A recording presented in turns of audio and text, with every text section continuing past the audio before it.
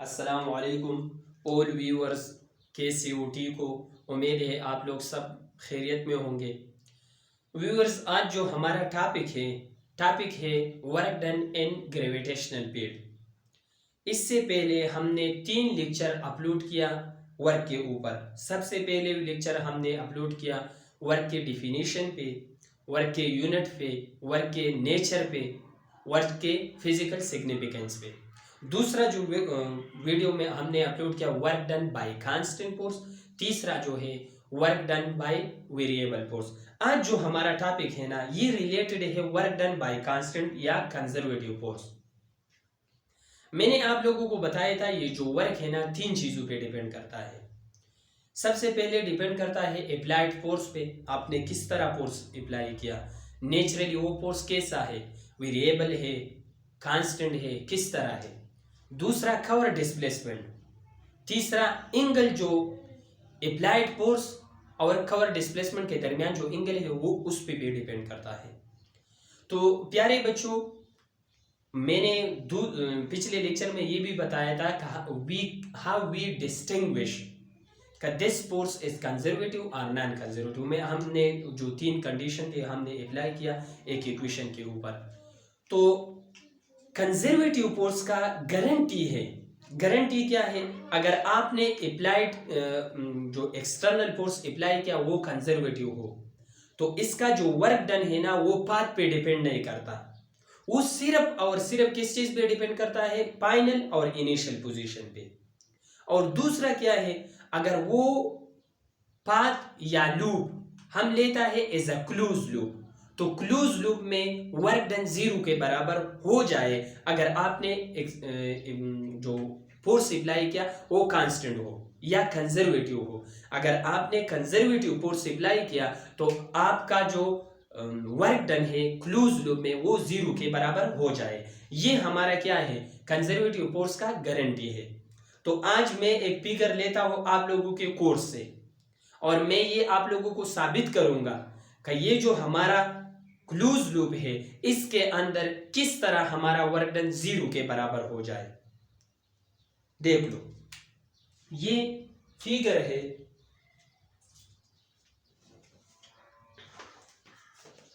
ये आप लोगों की बुक से मैं लेता हूं।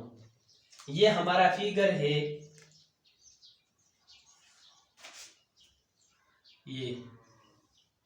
ये पॉइंट सी उसने लिया और ये पॉइंट बी।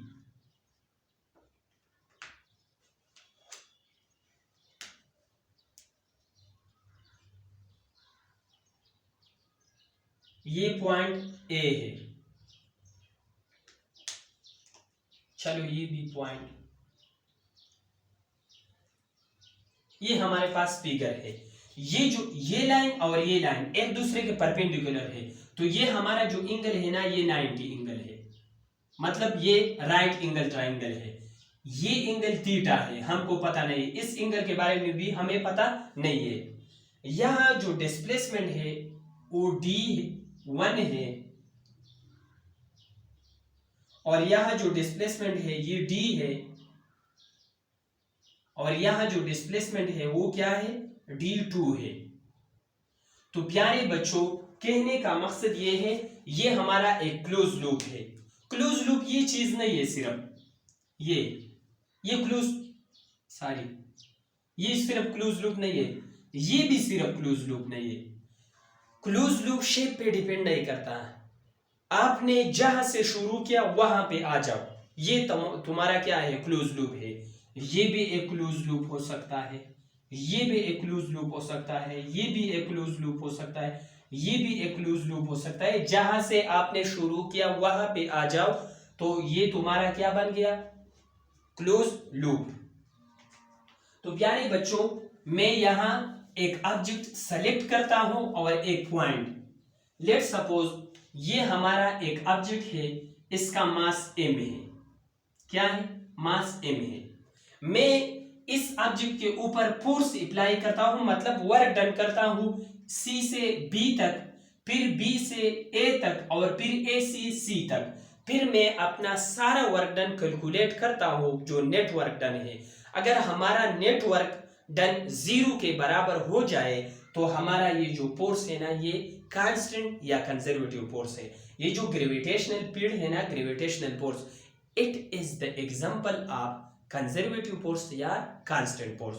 प्यारे बच्चों देख लो, लेट्स सपोज मैं मान लेता हूं कि ये जो वर्क डन है C से B तक ये W1 है। फिर ये मैं ये भी मान लेता हूं ये जो वर्क डन है B से A तक ये W2 है और A से लेकर C तक ये W3 है। ये हमारा वर्क डन है। पहले मैं W1 मालूम करता हूं, फिर W2 मालूम करता हूं और फिर W3, फिर तीनों को कंबाइन करता हूं। अगर हमारा नेट वर्क डन 0 के बराबर हो जाए तो हमारा जो वर्क डन है ये हमने अप्लाई किया कंजर्वेटिव फोर्स या कांस्टेंट फोर्स।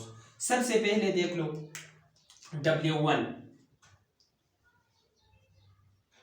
फोर्स हमारा कंजर्वेटिव है, फोर्स हमारा क्या है कंजर्वेटिव है और डिस्प्लेसमेंट हमारा d2 है। तो वर्क का फार्मूला क्या है F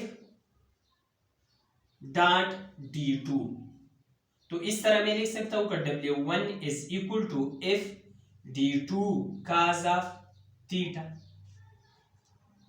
यहां देख लो, अगर मैं इस ऑब्जेक्ट के ऊपर फोर्स अप्लाई करूं तो हमारा जो ऑब्जेक्ट है ना वो डिस्प्लेसमेंट कवर होना शुरू करेगा। तो हमारा जिस्म का डिस्प्लेसमेंट इसी डायरेक्शन में होगा और जो हमारा ग्रेविटेशनल फोर्स है ना, ग्रेविटेशनल फोर्स वो नीचे की तरफ होगा। तो दोनों के दरमियान जो एंगल है वो 90 के बराबर है। लेट्स सपोज मैंने इस ऑब्जेक्ट पे फोर्स अप्लाई किया तो बॉडी ने डिस्प्लेसमेंट कवर करना शुरू किया। तो बॉडी ने डिस्प्लेसमेंट C टुवर्ड B शुरू किया और बॉडी पर जो लगने वाला ग्रेविटेशनल फोर्स है वो 90 नीचे की तरफ है। तो याद रखो ये जो डिस्प्लेसमेंट है ये डिस्प्लेसमेंट की डायरेक्शन है और ये साथ वाला क्या है, ये डिस्प्लेसमेंट की डायरेक्शन है और ये फोर्स की डायरेक्शन है। तो देख लो दोनों लाइन के दरमियान कितना एंगल है 90।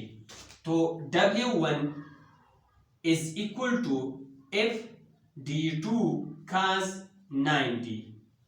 तो प्यारे बच्चों cos 90 किस चीज के बराबर है, cos 90 बराबर है 0 के। तो हमारा W1 किस चीज के बराबर हो जाए 0। ये हमारा इक्वेशन नंबर फर्स्ट है। अगर आप लोगों को पता नहीं है तो cos 0 degree is equal to 1, cos 90 degree is equal to 0, cos 180 is equal to -1, cos 270 is equal to 0, cos 360 is equal to 1। और जो हमारा साइन है ना, तो sine 0 degree is equal to 0, sine 90 degree is equal to 1, sine 180 is equal to 0, sine 270 is equal to -1, sine 360 is equal to 0। और फिर हम ये जो cos वाला ग्राफ है ना, cos वाला ग्राफ देख लो, cos वाला ग्राफ हमेशा यहां से शुरू हो जाती है। ये cos का ग्राफ है, cos थीटा का। और जो साइन वाला ग्राफ है ना, सॉरी यार ये साइन वाला है, साइन 0 इज इक्वल टू 0। और जो cos वाला ग्राफ है ना, cos वाला ग्राफ इसी तरह होता है। cos का जो ग्राफ है ना वो मैक्सिमम से शुरू होता है और साइन का जो ग्राफ है वो 0 से शुरू हो जाता है। तो ये हमारा क्या है वर्क डन, C से लेकर B तक ये 0 की बराबर हो गया। Now let's suppose our body reach to from C to B। Let's suppose हमारा जो ऑब्जेक्ट है वो यहां तक पहुंच गया। तो W2 हमारा किस चीज के बराबर हो जाए, W2 यहां डिस्प्लेसमेंट d1 है और फोर्स यहां भी F है, यहां भी F है और अगले भी F हो जाएगा, क्योंकि हमारा जो फोर्स है ना वो कांस्टेंट है। तो फोर्स हम इस तरह नहीं लिख सकते कि F1 F2 F3, क्योंकि अगर मैं F1 F2 F3 लिखता हूं तो फिर हमारा फोर्स कांस्टेंट नहीं वेरिएबल होगा। तो F डॉट d1 cos या FB1 cos ऑफ थीटा। तो हमारा W2 बराबर हो जाएगा F D1 cos of theta की। प्यारे बच्चों देख लो, यहां जब मैंने बॉडी पे फोर्स अप्लाई किया तो बॉडी ने डिस्प्लेसमेंट कवर करना शुरू किया, तो बॉडी का डिस्प्लेसमेंट ऊपर की तरफ है और बॉडी पर जो ग्रेविटेशनल फोर्स है ना वो नीचे की तरफ है। तो डिस्प्लेसमेंट और फोर्स का जो डायरेक्शन है दोनों बिल्कुल एक दूसरे के अपोजिट है। जब दोनों लाइन एक दूसरे के अपोजिट हो जाए तो इसके दरमियान एंगल 180 के बराबर हो जाएगा। तो देख लो W2 is equal to F D1 cos of 180 और यहां मैंने लिख दिया cos 180 बराबर है W2 is equal to minus F D1 cos 180 हमारा बराबर है -1 की। नाउ देख लो, let suppose our body reach to here. मैंने सबसे पहले फोर्स अप्लाई किया तो बॉडी सी से लेकर बी तक चला गया, फिर मैंने फोर्स अप्लाई किया तो हमारा बॉडी बी से लेकर सी तक चला गया, फिर मैं फोर्स अप्लाई करता हूं, जो हमारा बॉडी है ना वो ए से लेकर सी तक आ जाएगा। W3 इज इक्वल टू, यहां डिस्प्लेसमेंट डी के बराबर है, इफ डॉट डी या W3 is equal to F D cos of theta. ये हमारा इक्वेशन नंबर 3 है। प्यारे बच्चों, यहां हम थीटा के बारे में, थीटा हमारा क्या था 90 था। मुझे पता था कि हमारा जो डिस्प्लेसमेंट है वो सी से बी की तरफ है और हमारा जो ग्रेविटेशनल फोर्स है वो ऊपर से नीचे की तरफ है, तो दोनों लाइन एक दूसरे के परपेंडिकुलर है, तो मैंने वहां वैल्यू पुट किया। यहां भी मुझे पता है हमारा जो डिस्प्लेसमेंट है वो ऊपर की तरफ है और हमारा जो ग्रेविटेशनल फोर्स है और डायरेक्शन है वो नीचे की तरफ है, तो दोनों एक दूसरे के अपोजिट है। तो मुझे पता है हमारा एंगल है 180, तो मैंने 180 का एंगल क्या किया, पुट किया। यहां जो मसला है ए से लेकर सी तक जो बॉडी आ रहा है न तो परपेंडिकुलर है और न एक दूसरे के अपोजिट है और न एक दूसरे के सेम डायरेक्शन में है, यह मसला आ गया if d cos theta but we don't know the value of d cos theta। अगर आप लोगों ने ये हमारा जो ट्राइंगल है वो 90 एंगल राइट एंगल ट्राइंगल है। राइट एंगल ट्राइंगल का मतलब ये है कि हमारा एक एंगल कम से कम एक एंगल कितना है 90 के बराबर है। तो यहां मैं cos थीटा का, sin थीटा का और टेंजेंट थीटा का वैल्यू मालूम कर सकता हूं।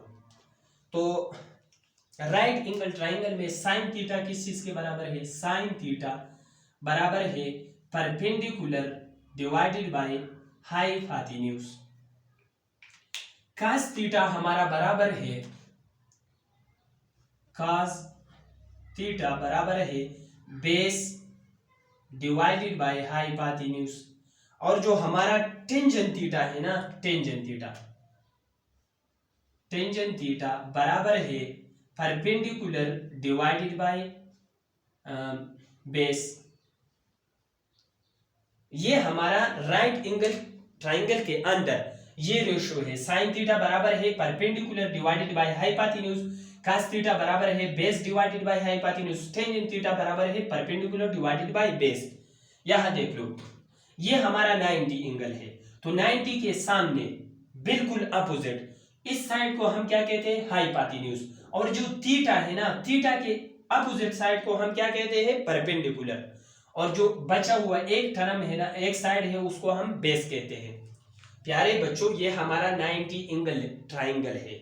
ये जो एंगल है ना ये राइट 90 है, तो 90 के सामने साइड को हम क्या कहते हैं, हाइपोटेन्यूज कहते हैं। और ये जो एंगल है इस एंगल के सामने क्या है, इस एंगल के सामने जो साइड है इसको हम परपेंडिकुलर कहते हैं, और एक साइड बचा हुआ है इसको हम क्या कहते हैं, बेस कहते हैं। इस तरह ये भी आप लोग लिख सकते हैं। पूरी जिंदगी के लिए आप लोगों को जहन से नहीं निकलने वाला है अगर आप लोगों ने ये वीडियो देखी। इस तरह हम लिख सकते हैं कि ये हमारे पास ये जो sin थीटा है बराबर है रूट cos थीटा बराबर है कू और टेंजेंट थीटा हमारे पास बराबर है आर्क की। तो उर्दू में साइन थीटा बराबर है रू, कास थीटा बराबर है कू, टेंजेंट थीटा बराबर है आर्क। तो उर्दू में हम आइन से उमूद, वाव से वतर, यहां काफ से कायदा और वाव से वतर, यहां आइन से उमूद और काफ से कायदा। तो इंग्लिश में हम इस तरह लिख सकते हैं कि ये उमूद हम परपेंडिकुलर, वतर हम हाइपोटेन्यूज। ये जो बेस कायदा है इसको हम बेस कहते हैं और डिवाइडेड बाय हाइपोटेन्यूज। ये जो उमूद है इसको हम परपेंडिकुलर कहते हैं और डिवाइडेड बाय बेस। ये इस तरह हम लिख सकते हैं। प्यारे बच्चों, कहने का मकसद ये है, मैंने ये सब कैलकुलेशन इसलिए किया कि मैं डी कास थीटा का वैल्यू मालूम करना चाहता हूं। तो इस ट्राइंगल में ये एक राइट एंगल ट्राइंगल है, इसमें कास थीटा का वैल्यू किस चीज के बराबर है? तो cos theta is equal to base divided by hypotenuse. तो इस ट्राइंगल में जो बेस है ना, ये 90 के अपोजिट साइड में हाइपोटेन्यूज है, थीटा के अपोजिट साइड में परपेंडिकुलर है और एक साइड बचा हुआ है, इसको हम क्या कहते हैं? बेस कहते हैं। तो ये हमारा बेस d1 डिवाइडेड बाय ये जो हमारा साइड है इसको हम क्या कहते हैं? d। इस साइड ये हाइपोटेन्यूज है परपेंडिकुलर के 90 के सामने, ये d है। तो इस तरह मैं लिख सकता हूं cos theta is equal to d1 divided by d। By cross multiplication में लिख सकता हूं d1 is equal to d cos of theta. ये हमारा इक्वेशन नंबर 4 आया। देख लो, d cos थीटा का वैल्यू मिल गया d1। तो मैं लिख सकता हूं ये इक्वेशन नंबर 3 का w3 is equal to f d1। ये हमारा इक्वेशन नंबर 5 आया। नाउ अगर ये हमारा फोर्स कांस्टेंट है, कंजर्वेटिव फोर्स है, तो कंजर्वेटिव फोर्स का डिफिनेशन क्या है? कंजर्वेटिव फोर्स का डिफिनेशन ये है, अगर आप वर्क डन करें कंजर्वेटिव फोर्स पे, अगर आपने क्लोज लूप में ले लिया तो हमारा जो वर्क डन है वो 0 के बराबर हो जाए। तो मैं नेट वर्क डन कैलकुलेट करना चाहता हूं WT। तो नेटवर्क यहां से लेकर यहां तक, यहां से लेकर यहां तक और यहां से लेकर यहां तक, यहां से लेकर यहां तक हमारा वर्क डन W1 है, प्लस यहां से लेकर यहां तक हमारा वर्क डन W2 है, प्लस यहां से लेकर यहां तक हमारा वर्क डन W3 है। तो यहां W1 की वैल्यू पुट करो, यहां W2 की वैल्यू पुट करो, यहां W3 की वैल्यू पुट करो। तो WT मतलब टोटल वर्क डन, W1 कितना है? यहां से लेकर यहां तक जो वर्क डन है वो 0 के बराबर है। तो 0 प्लस यहां से लेकर यहां तक जो वर्क डन है वो किस चीज के बराबर है? W2। ये बराबर है माइनस FD1 प्लस यहां से लेकर यहां तक W3 किस चीज के बराबर है? कितना है? W3 बराबर है, कहा मैंने लिख दिया, ये है, प्लस FD1। तो याद रखो ये दोनों टर्म सेम है, एक पॉजिटिव है और एक नेगेटिव है, तो ये एक दूसरे को कैंसिल करेगा। तो WT इज इक्वल टू 0।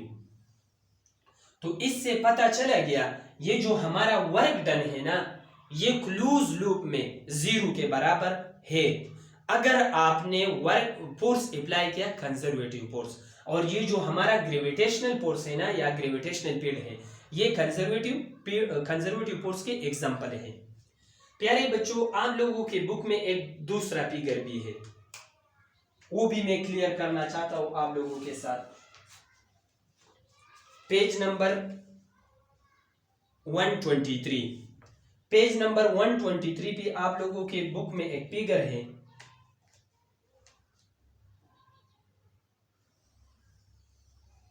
देख लो। ये भी उसी तरह है। ये हमारा पास एक राइट एंगल ट्राइंगल है, ये एक राइट एंगल ट्राइंगल है, ये पॉइंट सी है, ये पॉइंट ए है और ये पॉइंट बी है, ये 90 एंगल है, इस एंगल के बारे में पता नहीं है।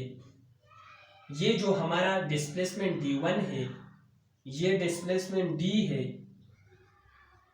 और ये डिस्प्लेसमेंट कितना है, D2 है।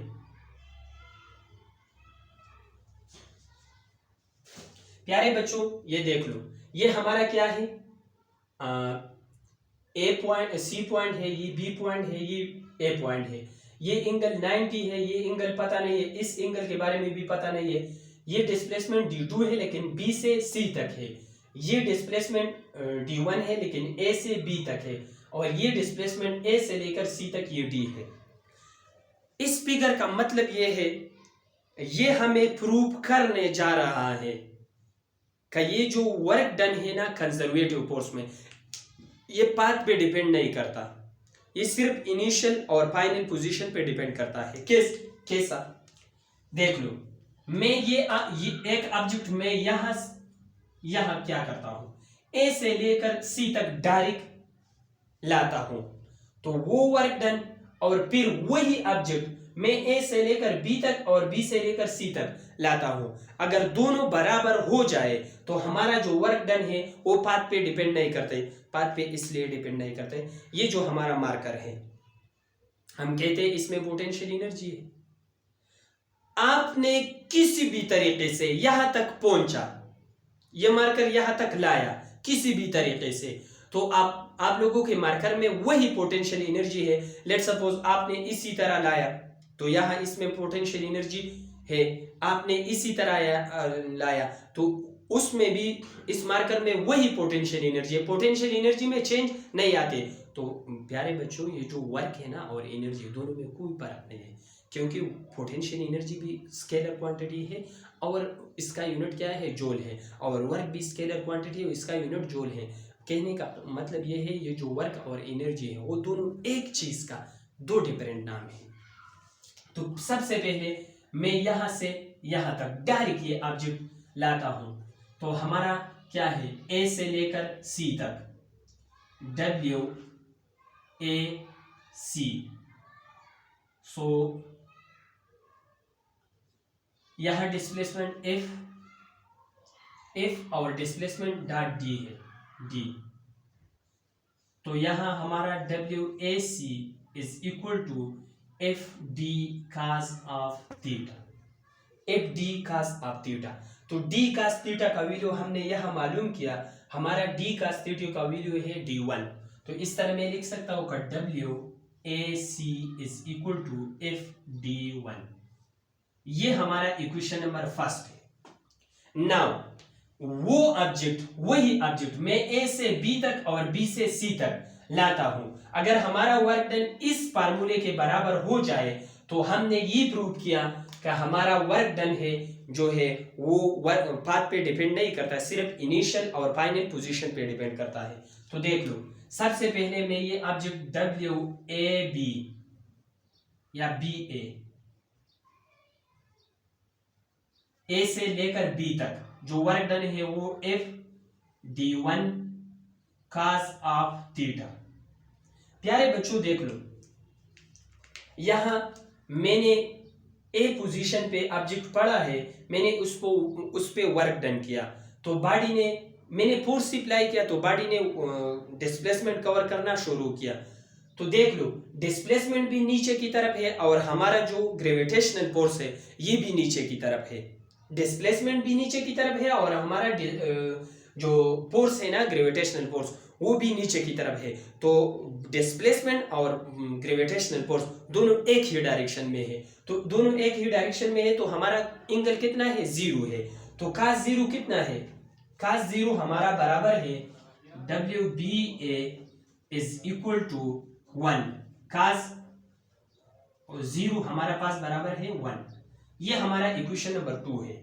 और ये देख लो, लेट सपोज मेरा जो ऑब्जेक्ट है ना वो यहां तक पहुंच गया, तो नाउ मैं यहां से फोर्स अप्लाई करता हूं ऑब्जेक्ट के ऊपर और मैं B से C तक लेके आता हूं, तो हमारा जो डिस्प्लेसमेंट है ना, डिस्प्लेसमेंट उसका डायरेक्शन B से C की तरफ है, हमारा जो डिस्प्लेसमेंट है उसका डायरेक्शन बी से सी की तरफ है, और हमारा जो ग्रेविटेशनल फोर्स है ना उसका डायरेक्शन ऊपर से नीचे की तरफ है। तो दोनों के दरमियान जो एंगल है ना, हमारा डिस्प्लेसमेंट इस डायरेक्शन में है और हमारा जो वर्क फोर्स है ना इस डायरेक्शन में है। तो दोनों के दरमियान जो वर्क डन है एंगल है वो 0 है, 90 है। तो हमारा work done C B is equal to 0। तो प्यारे बच्चों देख लो, एक ऑब्जेक्ट जो हमने ए से सी तक आया था, हमारा वर्क डन किस चीज के बराबर था, FD1 के। एक ऑब्जेक्ट जो हमने ए से बी तक और बी से सी तक आया, तो वही हमारा जो वर्क डन है वो FD1 है। तो दोनों सेम है। तो कहने का मकसद ये है, ये जो हमारा वर्क डन है ना, अगर हमने फोर्स अप्लाई किया कांस्टेंट, तो कांस्टेंट फोर्स के ज़ेरे असर जो वर्क डन हो रहा है ना, वो न पाथ पे डिपेंड करता है, वो सिर्फ फाइनल और इनिशियल पोजीशन पे डिपेंड करता है।